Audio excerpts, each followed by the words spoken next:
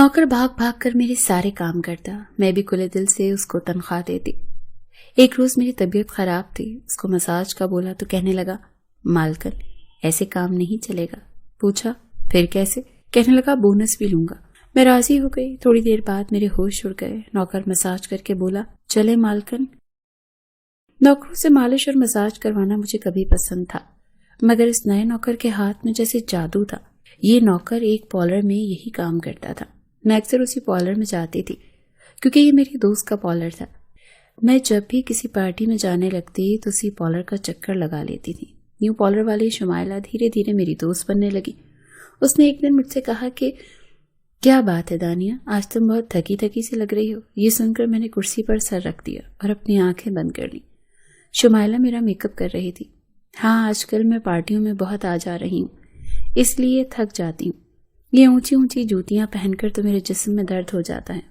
ये सुनकर वो कहने लगी, ये मैं क्या सुन रही हूँ दानिया, क्या तुम पार्टी से आने के बाद अपना मसाज नहीं कराती? यार, आजकल तो हर अमीर औरत ने अपना घर में एक मसाज करने वाला नौकर रखा हुआ है। ये बात सुनकर मैं हैरान रह गई। मसाज करने के लिए भी अलग नौकर?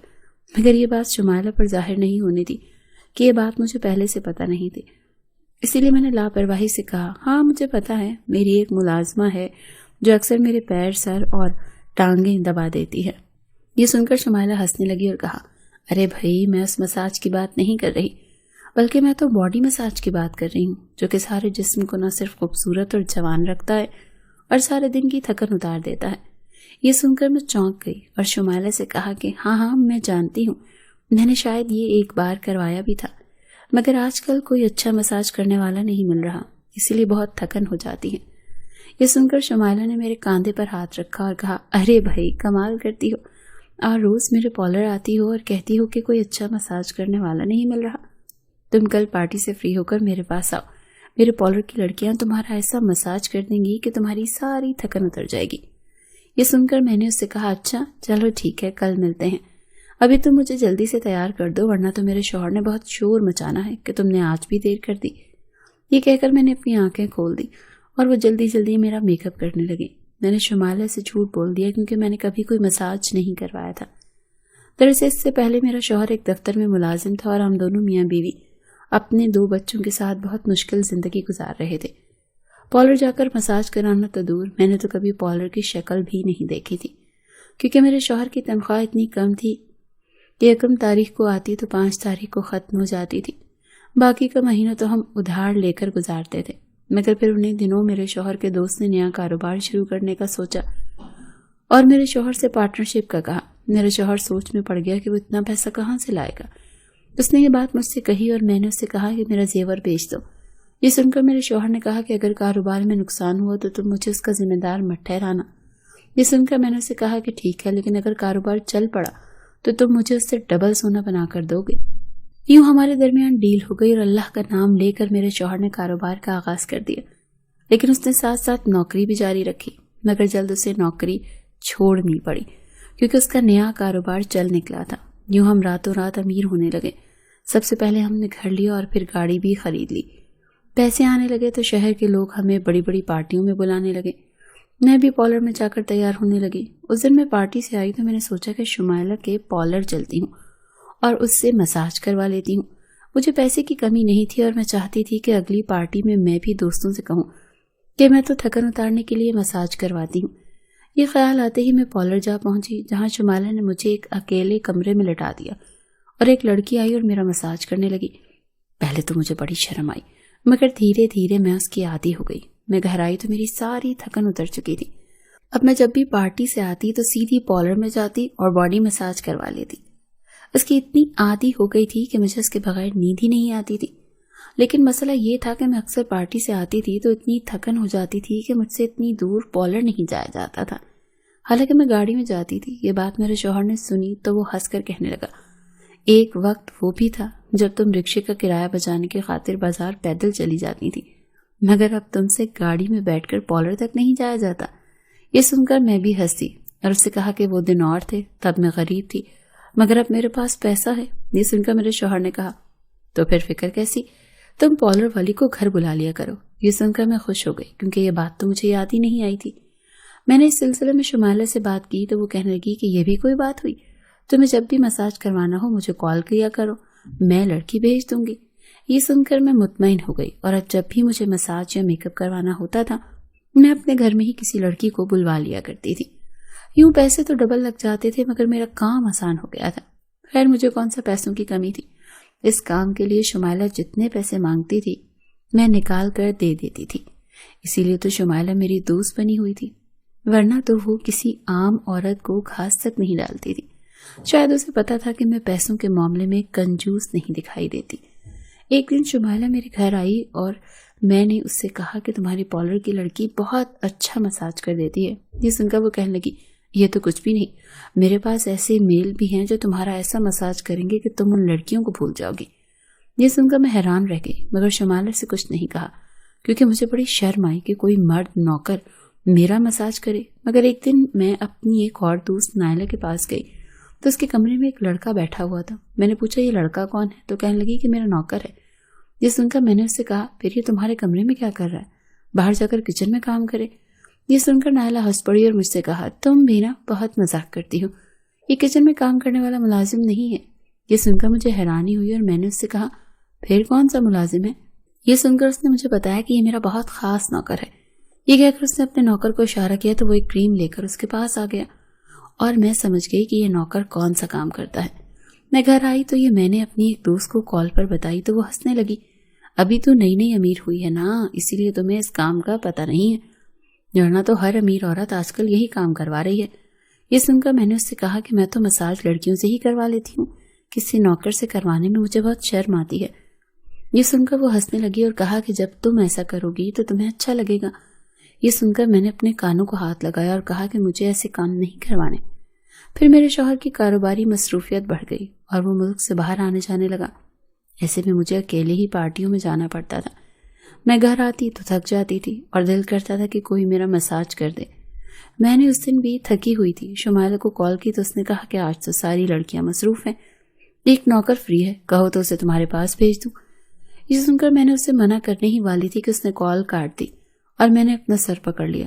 یہ شمائلہ نے کیا کر دیا، میری بات سنی نہیں اور اپنا سنا کر کال کاٹ دی۔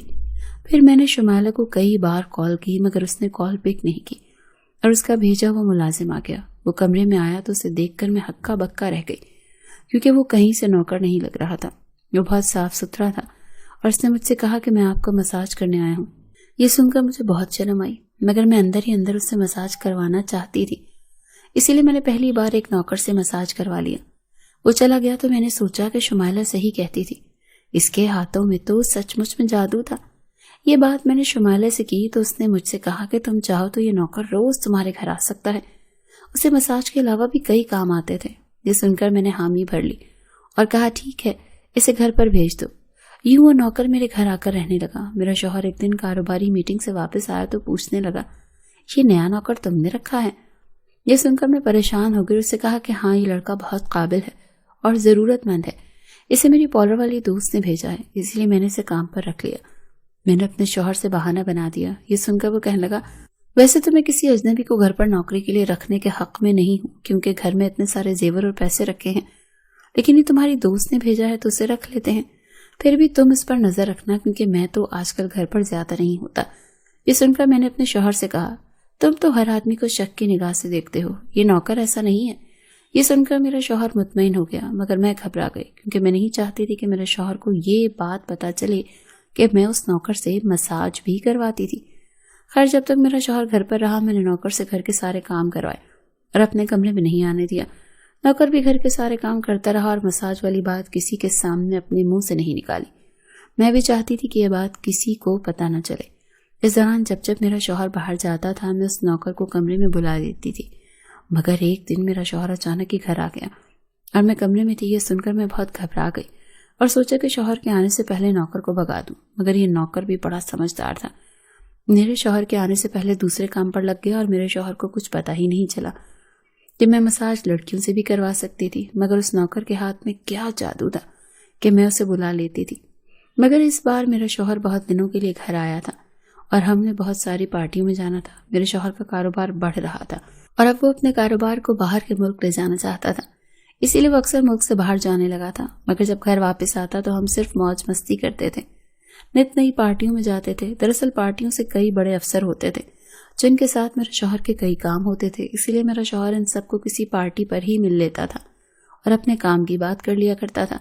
اس بہانے میں بھی ان کی بیویوں سے بات کر لیتی تھی، کوئی اپنے کپڑوں کی تعریف کرتی تھی تو کسی کو اس بات پر فخر ہوتا تھا کہ اس کے پاس سب سے مہنگی جیولری ہے۔ یوں ہم سبھی عورتیں اپنی اپنی تعریف کرتی رہتی تھیں۔ پھر ایک دن پارٹی نے میری ایک دوست نے میری خوبصورتی کی تعریف کر دی اور کہا کہ تم بہت خوبصورت ہو، یا کسی سے مساج کرواتی ہو۔ یہ سن کر میں شرما گئی اور میں نے کچھ نہیں کہا، مگر گھر آ کر میں نے اپنے شوہر سے پوچھا، کیا واقعی میں بہت خوبصورت ہو گئی تھی؟ یہ سن کر وہ کہنے لگا، تم یہ بات آج مجھ سے کیوں پوچھ رہی ہو؟ یہ سن کر میں نے اسے بتایا کہ آج پارٹی میں ایک عورت نے میری خوبصورتی کی تعریف کر دی اور میں تب سے سوچ رہی ہوں کہ آپ واقعی میں اتنی خوبصورت تھی۔ یہ سن کر میرے شوہر نے کہا، تم ہمیشہ سے اتنی ہی خوبصورت تھی، تعریف کسے اچھی نہیں لگتی۔ اسی لیے میں شرما گئی۔ جب نوکر میرا مساج کرتا تھا تو وہ بھی یہی بات کرتا تھا کہ میڈم آپ بہت خوبصورت ہیں۔ یہ سن کر میں چپ ہو جاتی تھی، جیسے میں اس بات کی عادی ہوتی جا رہی تھی۔ اس مرتبہ میرا شوہر زیادہ دن کے لیے گھر آیا تھا، اسی لیے مجھے نوکر کو بلانے کا ٹائم نہیں مل رہا تھا۔ وہ بیچارہ بھی گھر کے کاموں میں لگا رہتا تھا اور میں اپنے شوہر کے ساتھ پارٹیوں میں مصروف رہتی تھی۔ مجھے وقت ہی نہیں مل رہا تھا، اسی لیے میں پارٹی میں جاتی تھی تو میرے پورے جسم میں درد ہو جاتا تھا۔ میں درد کو برداشت کیے ہوئے تھی، کئی دن ہو گئے تھے میں پارلر بھی نہیں جا پائی تھی کیونکہ روز پارٹی میں جانا پڑتا تھا اور میرا شوہر چاہتا تھا کہ میں اس کے ساتھ ہر پارٹی میں جاؤں۔ میں بھی اس کے ساتھ جانا چاہتی تھی مگر مجھے بہت تھکن ہو جاتی تھی۔ پھر کئی دن ہو گئے، ایک دن میرے شوہر کو کال آئی اور اس کے دوست نے کہا کہ ایک ضروری کام ہے، یہاں آ جاؤ۔ یہ سن کر میرا شوہر ملک سے باہر چلا گیا اور میں آزاد ہو گئی اور میں نے فوراً تھکن اتارنے کے لیے نوکر کو کمرے میں بلا لیا۔ وہ میرا مساج کرنے لگا اور میری آنکھیں نیند سے بند ہونے لگی۔ تبھی مجھے نوکر نے مجھ سے ایسی بات کہہ دی جسے سن کر میرے ہوش اڑ گئے۔ اس نے مجھ سے کہا، اے میڈم صاحب، تمہارے پاس جتنا پیسہ اور زیور ہے میرے حوالے کر دو ورنہ میں تمہیں گولی مار دوں گا۔ یہ سن کر میں گھبرا گئی اور سوچنے لگی آج اس نوکر کو کیا ہو گیا تھا، یہ کیوں ایسی باتیں کر رہا تھا۔ تبھی میں نے اسے ڈانٹ کر کہا، یہ تم کیسی باتیں کر رہے ہو، تم میرے نوکر ہو اور میں تمہاری میڈم ہوں، تم جانتے نہیں کہ تم یہ کیسی باتیں کر رہے ہو۔ یہ سن کر اس نے اپنی جیب سے پستول نکال لیا اور کہا، اپنی الماری کی چابی مجھے دے دو ورنہ میں تمہارے اس خوبصورت جسم میں گولی مار دوں گا۔ یہ سن کر میں رونے لگی اور اس سے کہا کہ تمہیں جو کچھ بھی چاہیے وہ لے لو مگر مجھے گولی مت مارنا۔ یہ سن کر نوکر نے مجھ سے الماری کی چابی لی، اسے کھول لیا اور میرا سارا پیسہ اور زیور اٹھا کر بھاگ گیا۔ اس کے جاتے ہی میں رونے لگی کیونکہ میرے شوہر نے مجھے منع کیا تھا مگر میں نے اس کی بات نہیں مانی تھی۔ ان نوکروں پر اعتبار نہیں کرنا چاہیے تھا۔ تبھی مجھے شمائلہ یاد آئی اور میں نے سوچا کہ یہ نوکر اسی نے میرے پاس بھیجا تھا۔ یہ یاد آتے ہی میں نے اسے کال کی اور یہ سارا واقعہ اسے بتا دیا، جسے سن کر وہ کہنے لگی، اوہ یہ تو بہت برا ہوا تمہارے ساتھ۔ یہ سن کر میں رونے لگی اور کہا کہ تمہارا وہ نوکر میرا زیور پیسہ سب اپنے ساتھ لے گیا ہے۔ یہ سن کر وہ کہنے لگی، اسے میرا نوکر مت کہو، میں نے تو اسے 2 دن پہلے ہی نوکری سے نکال دیا تھا۔ یہ سن کر میں ہکا بکا رہ گئی، تو تم نے یہ بات مجھے پہلے کیوں نہیں بتائی؟ میں نے شمائلہ سے یہ بات کہی تو وہ کہنے لگی، دیکھو دانیہ، یہ بات میں تمہیں بتانے والی تھی مگر میں کچھ مصروف ہو گئی تھی اسی لیے بھول گئی۔ یہ سن کر میں نے اس پر غصہ کیا تو وہ کہنے لگی، اچھا مجھے معاف کر دو، اب تم اس نوکر کے خلاف تھانے جا کر رپورٹ لکھوا دو مگر میرا نام مت لینا کہ اس نوکر کو میں نے تمہارے پاس بھیجا تھا کیونکہ میں تو تمہاری دوست ہوں نا۔ یہ سن کر میں نے غصے سے کال کاٹ دی اور سوچنے لگی کہ اب کیا کروں، میرا اتنا بڑا نقصان کر کے وہ شمائلہ بھولی بن گئی، مگر اب میں یہ بات اپنے شوہر سے کیسے کہوں گی کہ وہ نوکر جسے میں نے اپنے مساج کے لیے گھر میں رکھا تھا وہ چوری کر کے بھاگ گیا۔ میں جانتی تھی کہ میرا شوہر مجھ پر غصہ کرے گا مگر میں نے سوچا کہ وہ میرا شوہر ہے، مجھے یہ بات اس سے چھپانی نہیں چاہیے تھی، میں اسے یہ بات بتا دیتی ہوں۔ یہ فیصلہ کرتے ہی میں نے موبائل اٹھایا اور یہ بات میں نے میسج میں لکھ دی۔ مجھ میں یہ بات اپنے شوہر سے کہنے کی ہمت نہیں تھی، لیکن میرے شوہر نے یہ میسج پڑھتے ہی مجھے کال کی اور کہا، یہ نوکر وہی تھا نا جسے تمہارے پارلر والی دوست نے تمہارے گھر بھیجا تھا؟ میں نے یہ بات اپنے شوہر سے چھپا لی تھی کیونکہ میں نہیں چاہتی تھی کہ یہ بات اسے پتہ چلے کہ میں نے اس نوکر کو اپنے مساج کے لیے بلایا تھا۔ اگر یہ بات میرے شوہر کو پتہ چلی تو وہ اور زیادہ غصہ کرے گا، مگر یہ بات تو اسے بھی ابھی تک یاد تھی، اسی لیے میں نے اسے سچ سچ بتا دیا۔ میں نے سوچا کہ اب جھوٹ بولنے کا فائدہ نہیں بلکہ الٹا نقصان ہی تھا۔ یہ بات سن کر میرے شوہر نے کہا کہ میں نے تمہیں پہلے بھی منع کیا تھا کہ ہم پیسے والے لوگ ہیں، اسی لیے تم کسی اجنبی پر بھروسہ مت کرنا، مگر خیر ابھی تم مجھے اس پارلر والی دوست کا نمبر سینڈ کرو تاکہ میں اس سے بات کر سکوں۔ یہ سن کر میں نے اپنے شوہر کو بتایا کہ میں پہلے ہی اس سے بات کر چکی ہوں اور اس نے کہا ہے کہ میں نے اس نوکر کو نکال دیا تھا، مگر وہ مجھے یہ بات بتانا بھول گئی تھی۔ یہ سن کر میرے شوہر نے کہا میں اس سے خود بات کروں گا۔ یہ سن کر میں نے اس پارلر والی کا نمبر اسے دے دیا اور دعا کرنے لگی کہ وہ میرے شوہر کو یہ بات نہ بتا دے کہ وہ نوکر میرا مساج کرنے آتا تھا۔ مگر کچھ دیر بعد میرے شوہر نے کال کی تو کہنے لگا تمہاری دوست کا نمبر تو بند ہے، مجھے لگتا ہے کہ وہ اس نوکر کے ساتھ ملی ہوئی ہے، لیکن خیر یہ تو میں پتا کر کے رہوں گا کہ وہ نوکر کہاں ہے اور اس نے کس کے کہنے پر چوری کی تھی۔ یہ کہہ کر اس نے کال کاٹ دی اور میں رونے لگ گئی۔ کیسے بیٹھے بٹھائے میں مصیبت میں پڑ گئی تھی۔ کاش میں اس نوکر کو مساج کے لیے گھر نہ بلاتی تو آج یہ نہ ہوتا، مگر جو قسمت میں ہوتا ہے وہ تو ہو کر رہتا ہے۔ پھر اس واقعے کو 1 ہفتہ ہو گیا اور میرا شوہر گھر آ گیا۔ مجھے لگا کہ وہ اس نقصان کو بھول گیا ہوگا، مگر اس نے گھر آتے ہی مجھ سے کہا ہمیں تھانے جانا ہے، جلدی سے تیار ہو جاؤ۔ یہ سن کر میں گھبرا گئی اور پوچھنے لگی خیر تو ہے؟ یہ سن کر اس نے کہا یہ تو وہاں جا کر ہی پتہ چلے گا۔ میں ڈرتے ڈرتے تھانے پہنچی تو آگے پارلر والی شمائلہ اور وہی نوکر کھڑے تھے۔ پولیس افسر نے مجھ سے پوچھا کہ کیا یہی وہ نوکر ہے جس نے آپ کے گھر میں چوری کی تھی؟ میں نے کہا ہاں۔ میں نے جواب دیا تو پولیس افسر نے ہمیں بتایا کہ شمائلہ ایک گینگ کا حصہ تھی، یہ نوکر اس کی ٹیم کا حصہ تھے اور وہ مساج کے بہانے لوگوں کے گھروں میں چوری کرتے تھے اور پھر وہاں سے بھاگ جاتے تھے، مگر اس بار آپ کے شوہر کی وجہ سے پکڑے گئے۔ یہ سن کر میں پرسکون ہو گئی کیونکہ مجھے میرا زیور اور پیسہ مل گیا، جبکہ شمائلہ اور اس کے نوکر کو جیل ہو گئی۔